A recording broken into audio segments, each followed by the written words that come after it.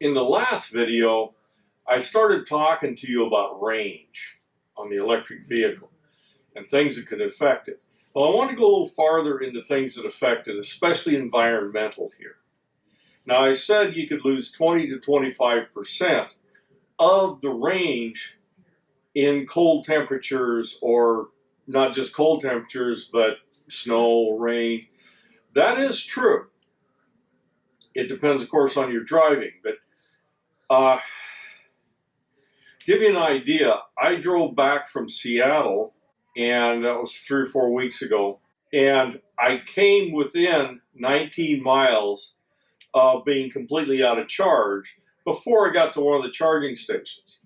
Now, with conditions, better conditions, I would get to that charging station with 50, 60 miles left. This time I had 19. That was because I was traveling through heavy rain and slush and some snow. Okay, all those things make a difference. In addition, because it was cold, I'm also using the environmental controls more. Well, a lot of guys say, well, I never turn on the heat. I just turn on the seat heaters and the steering wheel heaters. I don't do that. I will probably do that for a test at some point, but I'm going to drive that like it's a car, a real-life car, not one that I have to baby every time I use it. So when I'm operating this thing, usually I'm going to set the heat at about 72. My wife likes it that warm, so a happy wife makes a happy life. I usually use the seat heaters, and of course, if it's raining, I'm using windshield wipers. Raining, a lot of times the headlights come on. Headlights run about 70 watts. Total wattage is probably more now with the tail lights and so on. But there's a lot more things happening when you have inclement weather. I also warm the car anywhere from 3 to 5 minutes before I start it. So I start out with a reasonably warm car. All those things are going to affect range. Now, if your car is plugged in when you're doing this preheating, the energy to preheat it actually comes from the charger. So it's not coming from your battery pack. So there's some there.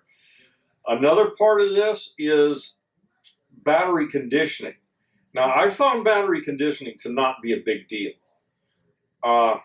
The amount used so far, and I haven't had much below about 25 degrees, I don't get a lot of battery conditioning. Now, I will admit here that I have a vehicle that is stored in a garage. It's not a heated garage, but it is stored in a garage, which mitigates some of the cold temperatures. So it's not quite as bad as if it was left out. But all these things are affecting the range. And right now, we're in winter conditions with a lot of 30 to 40 degree temperatures. I am up north. And what we usually end up with is about 180 mile range, maybe 190 if I'm really lucky. That's with my normal driving. You see, this thing predicts what your range is going to be based on your driving habits and how much environmental controls are used and so on. So it is going to adjust it. Now, we started out with that 238, we went down to 217. Then if I go on highway speeds, and have inclement weather, that's going to drop us well below 200. More like 180 probably. Maybe, if I'm lucky, 190. But all those things are going to affect that range. So environmental factors are a big deal here.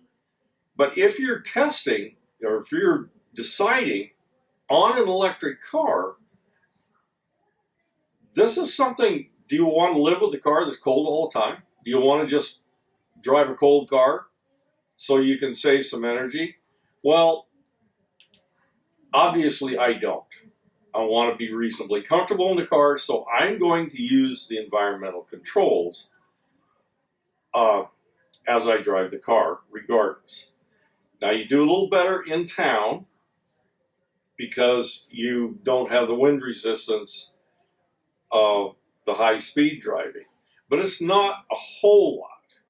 But perhaps now you can see a little better why we need to have a car that has an EPA range of at least 200 250 miles. This is what you need in order to operate this car sensibly. What we've had in the past, in the first generation electric cars, they had about an 80-mile range. Some a little less, some a little bit more. We're not talking about Teslas here. Tesla is a whole other ballgame.